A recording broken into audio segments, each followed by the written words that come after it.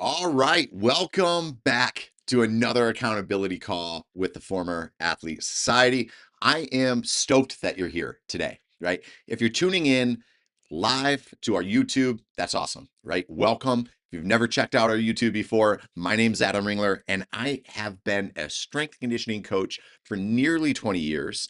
And I'm trying to take all of the lessons I've ever learned in strength conditioning, working with high performance athletes, collegiate athletes, professional athletes, and I'm trying to give you the lessons so that you can apply it to your life so that you can live a better life. So if you're catching the replay on YouTube, that's awesome too, right? That's fine.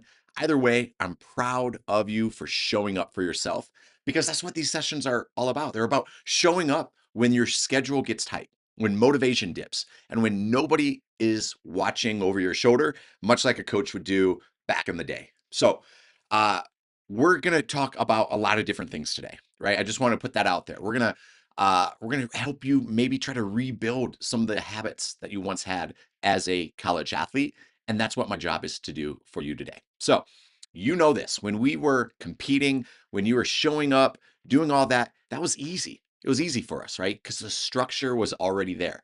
We had practice, we had lift, we had film, we had class, you would repeat it. Somebody else made the schedule for you.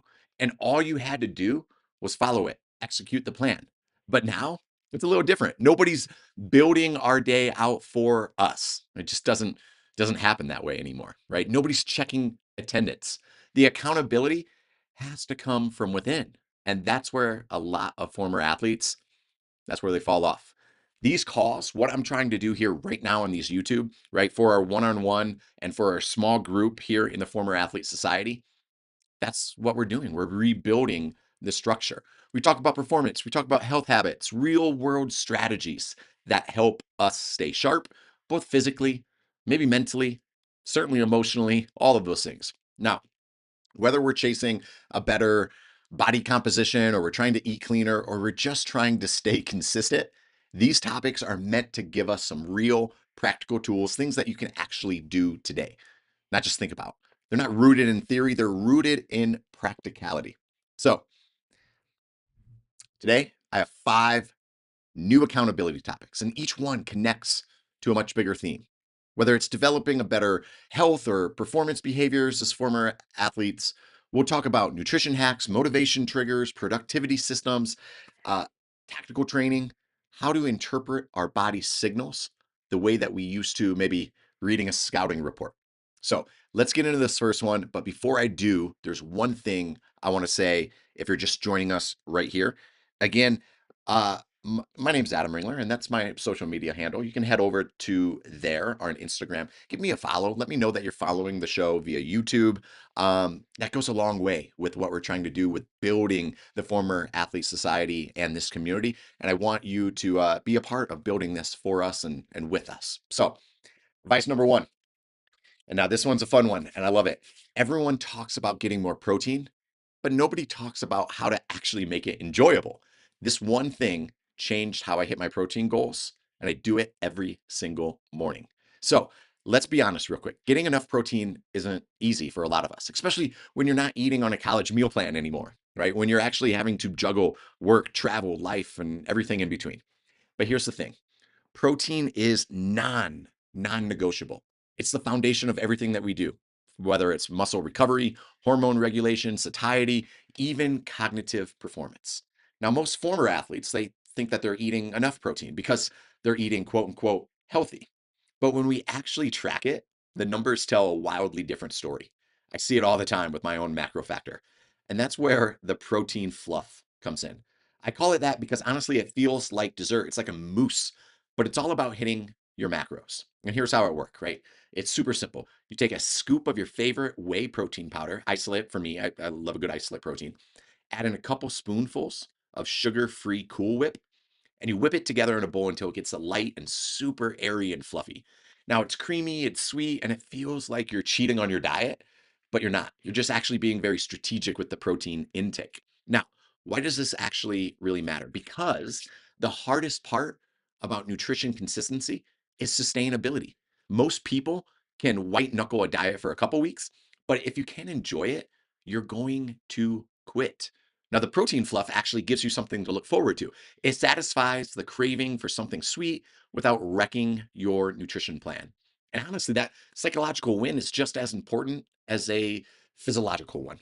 So let's not forget, protein isn't just about building muscle, it's the most thermogenic macronutrient of them all, meaning it burns more calories just to digest it. So it stabilizes blood sugar, it reduces your cravings, it helps you maintain lean muscle mass when you're trying to cut or change your body composition. And if you're trying to dial in your nutrition, the question isn't, should I eat more protein? It's how can I make it more enjoyable enough to sustain it long term? And that's where that creativity comes in, right? We can mix protein powders into a yogurt, we can blend it into smoothies, or in this case, whip it into a mousse that feels like a dessert, right? It's about finding those little strategies that make discipline feel effortless. Because when discipline actually feels rewarding, consistency becomes second nature.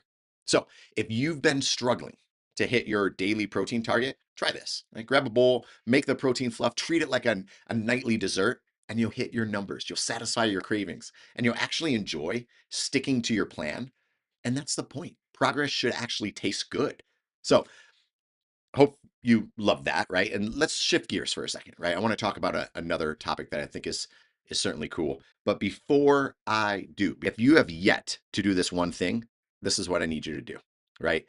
I need you to head over and actually click somewhere on the screen, subscribe to what we're building here, right? Subscribe to this YouTube channel, become part of it, and just like the video while you're at it, right? Like it, subscribe, hit the notification bell. I would love for you to get first access to all of these videos because we're dropping videos all of the time. And I want to make sure that you have notifications so that you get to see these videos. And it certainly helps the algorithm as well. So let's move on. Topic number 2. This one's cool. And I think you're going to actually take something really tangible away from this one because you can't change what you don't see. And the things that you see every day are the things that you can act on. And it's that simple. So let's talk about motivation for a second. Everyone says they want to become more disciplined. But what most people miss is that discipline isn't just about willpower, it's environmental design. We act on what's visible, not what's important. If something's in our face every single day, it becomes part of our behavior. If it's hidden, it disappears. You don't get to see it. So think about it. When we were athletes, everything important was visible. The weight room schedule was on our wall. The stats were posted. Our meal plan were laid out. Feedback was immediate. Everything that mattered was right in front of us, which meant that we can't just simply ignore it. That's what built consistency. Now, as adults, we lose that visibility. Our habits become invisible because they live in apps or tabs or to do lists that we never ever opened. So, the real trick, is to make the important stuff more visible, right? If you want to get a handle on your finances, use something like YNAB. You need a budget. Make it your screen or your phone home screen, right? Do that. Every time that you unlock your phone, boom, you're reminded of your spending. That visibility becomes accountability. And same thing with your fitness. If you're tracking your weight or your body composition, add a widget to your home screen on your iPhone or your Android that shows your trend line. That constant passive reminder keeps the goal top of mind. You don't have to rely on motivation. It's right there in front of you, visibly reminding you of what matters. Now, I get this all the time. This isn't about obsession. It's not about obsessing about these things. It's about awareness. The more we see it, the more we act on it, and it's just simply behavioral psychology 101. The brain loves visual cues. It associates repetition with importance. When we see something repetitively, we start treating it like it's a priority. So, here's the challenge. What goals have you made invisible? What habits are buried behind apps or tabs or thoughts that you've actually never revisited? Bring them to the surface. Put them somewhere where you can see them every single day. Because if you make it visible, you make it repeatable. And honestly, that's how we recreate what we lost after sport. Visibility equals structure, and structure equals consistency. Right. So let's roll into topic number 3. This is a productivity hack that actually combines discipline with technology in a way that actually works. But before I do, I want to pause us right here again one more time. If you have yet to subscribe to this YouTube channel, this is my invitation to you right now. I would love for you to do me that favor and just simply, right, hit the like button, subscribe to this channel.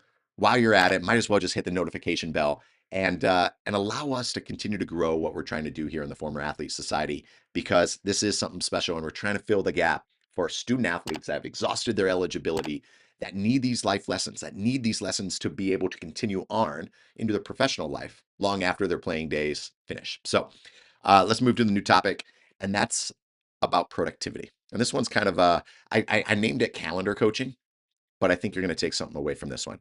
What if your calendar could actually coach you the same way that your strength coach would? Think about that for a second. This one's fun because it's something I do all of the time.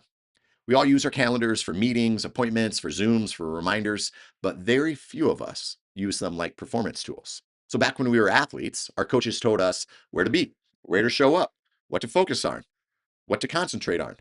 We didn't have to think necessarily. We just executed. And that structure removed decision fatigue. It's what allowed us to perform consistently. Now, what if we flip that same structure back onto our own life? What if we used our calendar as a coach, a future version of ourselves, leaving reminders, cues, and even tripwires to keep us disciplined, kind of like memento? So let's say the weekends are where your nutrition typically falls off. You're dialed in maybe Monday through Friday, but by Saturday night, yeah, you're off the rails a little bit. That's not a discipline problem. That's a cueing problem. So here's what I would recommend. Set a calendar reminder that pings your phone on Saturday morning, something like stay sharp today, your habits don't take weekends off, or something like that. Maybe it's a stick to tonic water tonight or NA beers. Your future self will thank you. It sounds small, but those reminders act kind of similarly to a coach's whistle. They snap you back into awareness before you drift into that autopilot. Now, this concept works across everything: nutrition, your sleep, your recovery, even hydration. So, for an example, you could set a 9 p.m. reminder every single night that says, start winding down. Tomorrow's lift starts with tonight's sleep, right? It's like building a feedback loop between your present self and your future self. One that sets the standard and the other one that actually executes it. So here's the deeper reason why this ends up working. Our environment shapes our actions more than our well intentions. So a well placed reminder at the right time is the modern version of a coach's check in. It's structure without supervision. We all say that we want accountability, but what we really need are systems that hold us accountable automatically. So, this calendar coaching, yeah, it does exactly that. It bridges that gap between knowing what to do and actually doing it. So, if you've been struggling to stay consistent, maybe stop relying on motivation. Build reminders that actually think for you. So, treat your calendar like a coach, because your future self needs leadership too, right?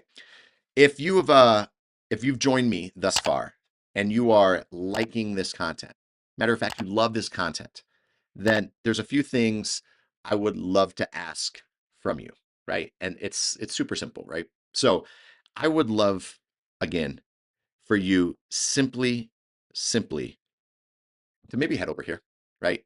One more time, subscribe to this channel, do me that favor, like this video, maybe drop a comment in here while you're at it and say, hey Adam, I'm gonna be using the calendar system. I'm gonna be using the protein fluff. I'm gonna be doing these strategies in this upcoming week. Do me that favor, leave some type of comment, let me know below. But otherwise, let's move on. We got topic number 4 to discuss. The secret to long-term training success isn't doing more, it's knowing when to pull back. So what do I mean by this? Let's talk about one of the most misunderstood principles in training, and that's titrating work volume. As former athletes, we know most of us were probably built to push, to continue on, how to grind, how to compete, how to outwork the next person.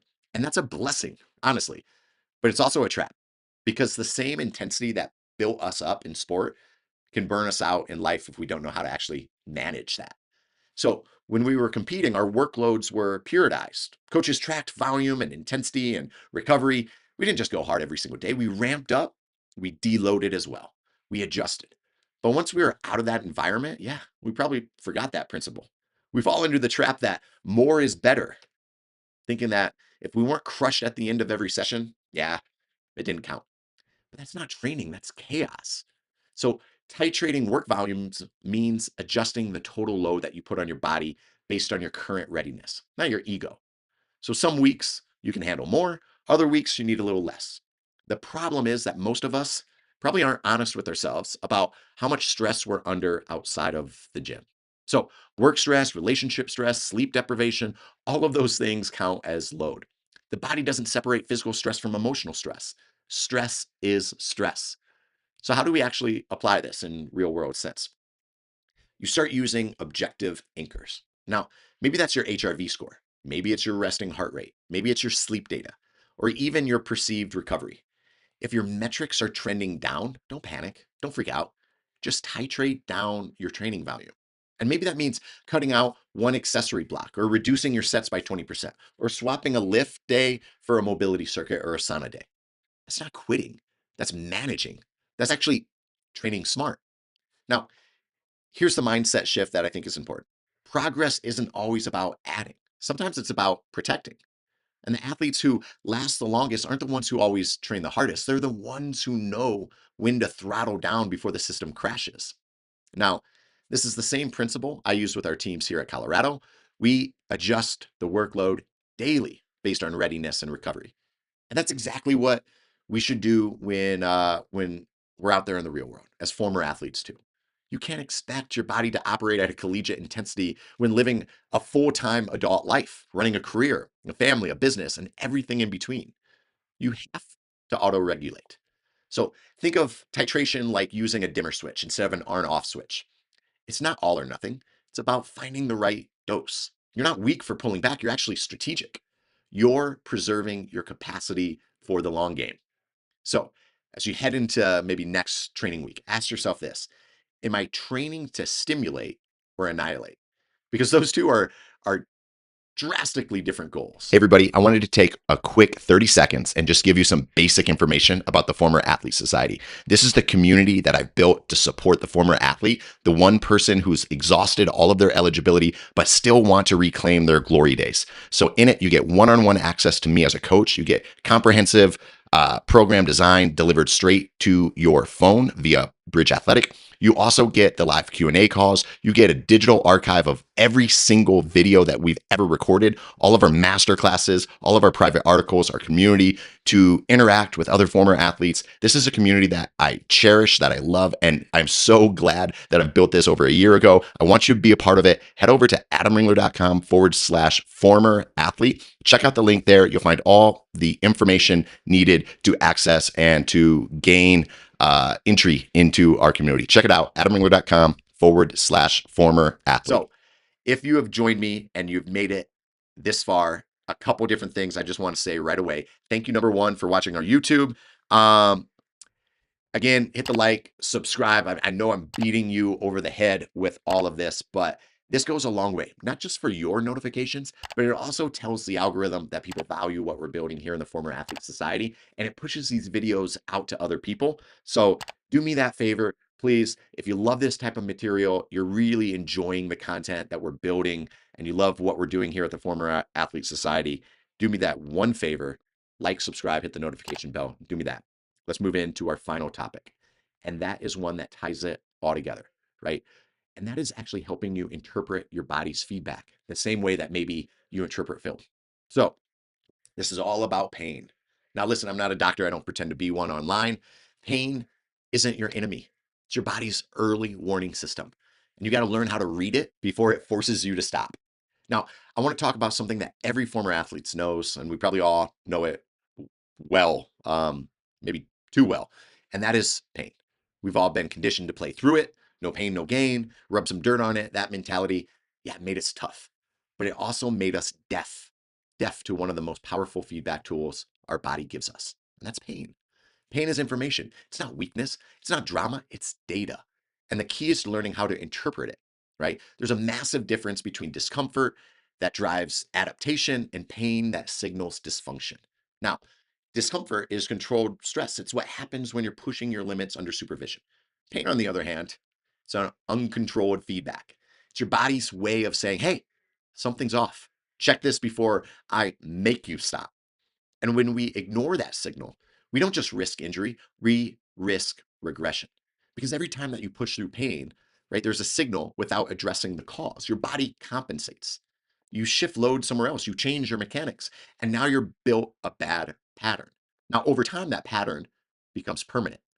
So, what do we do about it? Well, step one is obviously awareness. We got to get curious about what kind of pain that you're feeling. Is it sharp? Is it dull? Is it localized? Is it radiating? These details matter. Now, step two is tracing it back to the source. For example, if your shoulder hurts during pressing, the problem might not be your shoulder. It could be tightness in your T-spine. It could be weakness in your scapular stabilizers or poor control in the eccentric phase of the movement. The body works in chains, not parts. Now, step three, audit your training inputs. Sometimes pain isn't from training at all. Sometimes it's from lifestyle. So, are you sitting too much? Are you training under chronic stress that can alter your movement patterns right? When in doubt, reduce the complexity, reduce the load, and restore movement quality. One of my favorite sayings is that pain is the body whispering before it starts screaming. So if you listen early, you can stay ahead of problems. But if you wait, you'll be forced to take time off. And this is where we, as former athletes, we need to rewire this mindset that we have. Toughness isn't ignoring pain. Toughness is actually addressing it before it becomes an issue. So the goal isn't to prove how much we can tolerate, it's to build longevity so that we can keep training, keep playing, and keep performing for decades at a time. Now, pain is communication, and if we're willing to listen, it'll guide us towards better movement, smarter recovery, and even longer careers. All right, this is it. You've joined me this far. I got to say this one thing. If you like this type of content, head over right there on screen, adamringler.com. This is my website. This is where you can get all of the articles I publish, the podcasts. You can sign up for the Former Athlete Society. You can sign up for a forever free blueprints. So if you're liking this type of material and you're like, Adam, I really like what you're sharing here, you can head over simply to that website right there on the screen, adamringler.com, sign up there, and become part of what we're trying to build here, right? Get access to these YouTubes, the articles I publish, the podcasts, the newsletters, etc. There's so much that we are doing. So that's our 5 accountability topics for this call. I just want to recap them real quick because I think it's important to have a summary. Protein fluff, we talked about that. Make your nutrition enjoyable and sustainable. Visibility builds your consistency. So what you see, you act on. And use your calendar as a coach. Let your environment lead your discipline. We talked about training and titrating your work volumes to regulate your effort like a pro would. And then lastly, we talked about listening, reading your body's feedback before it's too late. Every one of these topics connects to the same principle, and it's awareness that precedes control. You can't change what you don't see. You can't sustain what you don't enjoy, and you can't recover from what you refuse to regulate. So, as a community, our mission inside this former athlete society is to help each other stay accountable to that awareness because we all have the tools. We just need the reminders. And that's what these calls are for. They're not me to lecture you, not to guilt trip you into these things, but to remind you that you still have the discipline, the grit, and the identity of an athlete, even if the scoreboard is a little bit different now. So, your arena might not be on a basketball court or a field or in a gym, but the same mindset stays the same. You still chase progress, you still crave structure, and you still thrive under accountability. And that's what binds us together. So here's your challenge this week. Pick one of these 5 topics and implement it immediately. Don't overthink it. Just do it. Just start. Make your protein fluff tonight. Maybe add visibility to your home screen on your iOS device or your Android. Set a calendar reminder for Friday to eat clean over the weekend. Cut one set from your next lift if you're tired. Maybe don't if you feel great. And listen to the signal before it becomes a setback. These small little tasks, yeah, they help keep us sharp. And if nobody told you this lately, hey, let me be the first person to tell you this. You're doing great. You're showing up. You're leading from the front, even when nobody sees it. And that is what the Former Athlete Society is all about. Honoring the discipline that's never left you. That's going to be it for today. As always, I'm Adam Ringler, right? I'm your strength coach, your digital strength coach, right? Be relentless, stay sharp, and remember, we don't chase perfection here. We chase progress. Every rep, every habit, every day.